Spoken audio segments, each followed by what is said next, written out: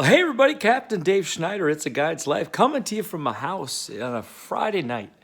Hey, listen, I wanted to kind of give you a little update. I want to give you a little bit of a lake update, and but give you kind of a Captain Dave update too.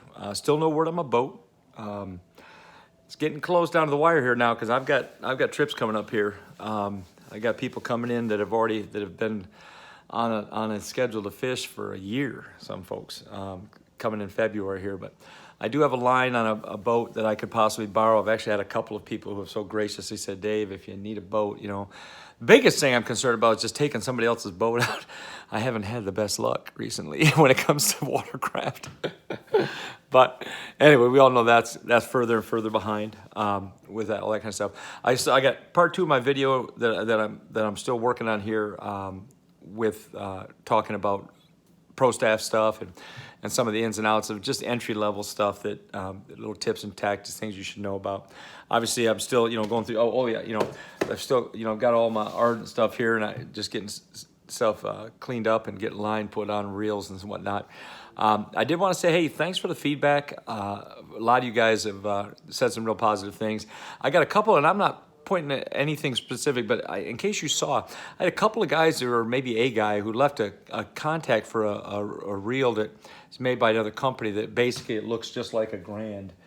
And I looked at it, kind of thing. And I was thinking, well, that's interesting. It was a little bit lesser price. I just want to say this, and not necessarily about that reel specifically, but I'm going to tell you one thing.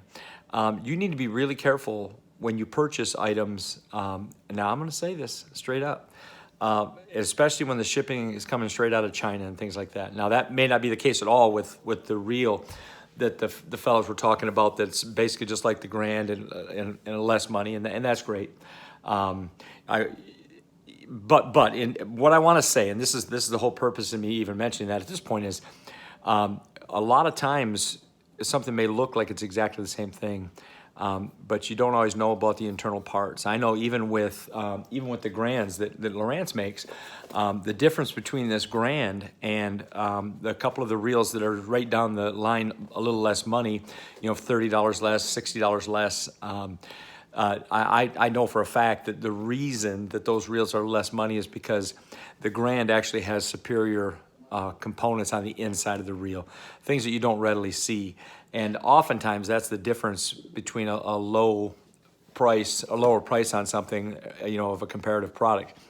The other thing too is that a lot of things that if it's coming out of China, a lot of times they've reverse engineered so many things, guys, and it's just absolute. And again, I'm not saying I don't know about this reel. I'm talking about just the generalities of getting what you pay for kind of thing.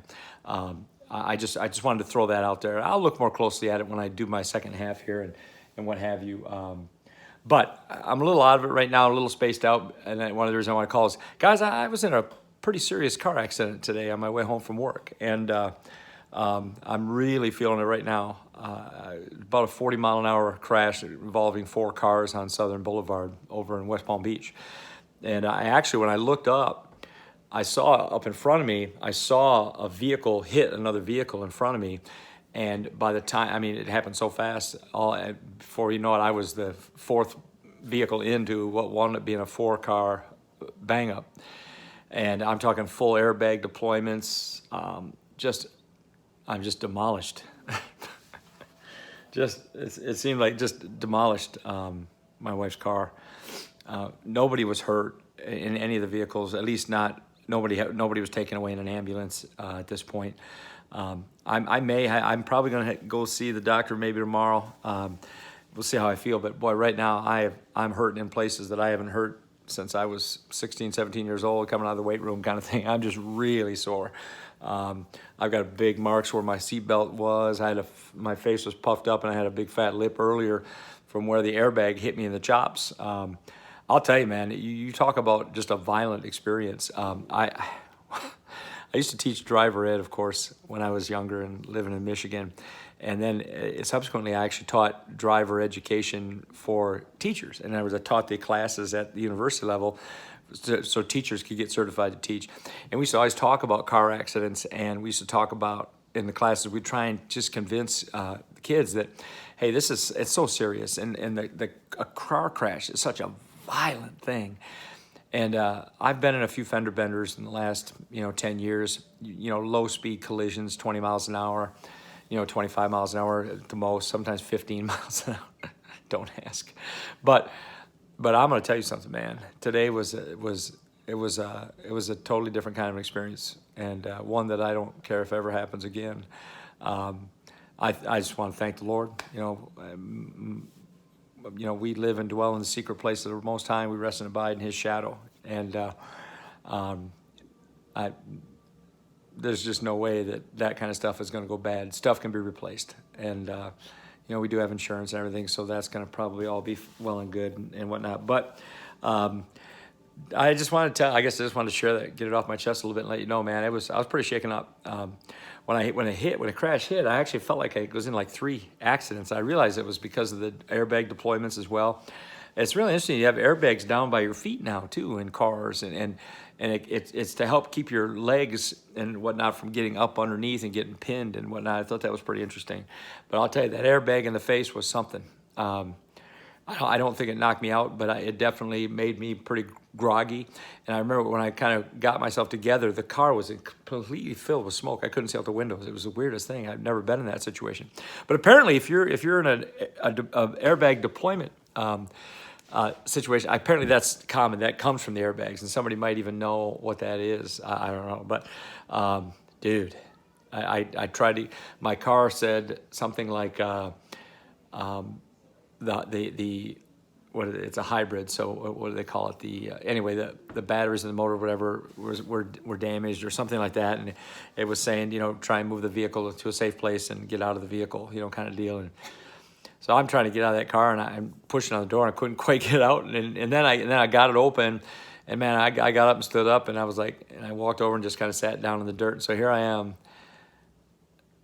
And guys, I'm telling you, that is one of the most incredibly busy traffic areas on southern, coming out of West Palm Beach. And, there's a lot of construction, but it's like 3 or 4 lanes wide in places, and traffic moves fast. And you can just imagine all the cars backed up. And I'm just sitting there thinking, I can't believe I'm part of this. But there were 4 vehicles involved, man. Everybody's good. Anyway, listen, just kind of give you a quick update. That's kind of what's going on with Captain Dave tonight. As far as the lake goes, dude, it's been tougher than an old steak from, well, I don't even want to insult anybody, but, I don't buy a lot of Walmart meat. Anyway, the lake has been really tough. Now, one of the things about Lake Okeechobee, and I'm going to say this real quick, is that when the weather changes, the water temperature in that lake, it is shocking. It's absolutely shocking. Get it move around a little bit. How quickly the lake temperature changes. I mean, you can be in an area and fishing, and then literally the next day, it can be 7 degrees. The water temperature can be 7 degrees cooler, or it's amazing how quick it is. Now, shout out to John up north there. Captain John there was telling me that he thinks that things are going to pick up here. It looks like the weather's going to switch up a little bit. It's going to warm up.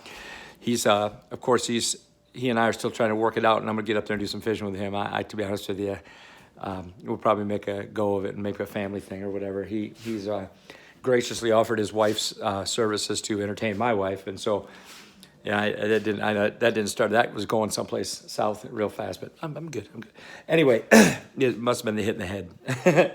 Anyway, I don't know what I'm saying, but right now the fishing has been very tough. Captain Gary Long was telling me, he said, at some point they got to eat, and he was out just even trying to poke around and get a shiner bite for a guide trip, and he said, man, it's been tough. Guys, not a lot of guides going out of the marina right now, from what I've been told anyway. It's just a few guys a day, and I know Gary Long was telling me that one of the guides went out the other day, and 3 people in a 4-hour trip never had a bite. I mean, not a bite, not a float, not a shiner bite at all.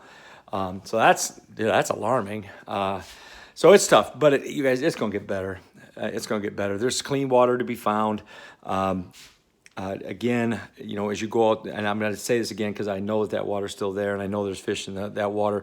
As you go out on the shoal, get back a little bit off the outside grass line, and you're going to find pockets of fish. You're going to find areas, and the key is when you get into those areas, you gotta fish your game. But remember, don't fit. You can fish along the outside edge, for example, for a little ways. But if you don't get a bite, move yourself in and work kind of in and zigzag as you're going in toward, away from the outside of the lake. And you're just trying to get a bite. And once you can get a bite, whether it's in the middle of the outside grass or on the inside of the outside grass, or the outside of the outside grass, or it's in by the stalks and the patches, then you start fishing, side to side and try and maintain that water depth or that area. That's kind of how you want to try and find those fish. But, I was talking to Rick Swearingen the other day, my new principal, actually. And he, we were talking about the whole fishing and how do you go about, and the truth of the matter is, you just put your head down and go fishing. And the reason I know to catch them here is because I spent 4 days out here and I didn't catch them anyplace but here. It really is just a game of attrition. It's a deal where you get out. There's no secret formulas a lot of times. You just got to get out and you find fish. And I remember Marianne telling me maybe best fishing advice I'd ever gotten when I came here. Marianne, do I need, if you're going shiner fishing, I said, how do you find these shiner fish? And I said, do I need to get shiners and go out and she's like, oh goodness, no. She said, that's way too expensive. She said, you do it like you're a tournament fisherman. You go out, you fish around, you find a few fish. If you get a few bites there, you bring back shiners into that spot, and you might be really happily surprised at what you get. And don't you know, she was absolutely right. The very first shiner trip I ever did, I've been fishing down here for quite a while, and Joanna and my son and his wife came down on a little spring break thing while I was down here fishing. I took them shiner fishing the first time. Early in the day, our first fish was like 8.5, and I just couldn't believe it. And we wound up catching a 4 and a 5 that day as well. We wound up catching like 17, 18 fish, and this little spot where I had caught a couple fish on a Senko, of all things. So thank you, Marianne. Guys, it's already got 12 minutes into this video, and I didn't really intend to do it this long, so I apologize for that. And thanks for just letting me rant here. Not a lot of content. I just wanted to kind of tell you that things are tough. You still got to look around for water. You still got to fish slow, but it's got to get better. It's got to get better. So we'll keep our pulse on that. I'm supposed to go fishing on Sunday. Right now, I don't think I can hold a fishing pole. I can barely hold this phone, to be very honest with you. So, boy, I think about, I can remember it didn't take that long to bounce back from things, but whew, we'll see how I feel in the morning. Dave Schneider, it's a guy's life. I love you guys, man. And we'll talk to you tomorrow.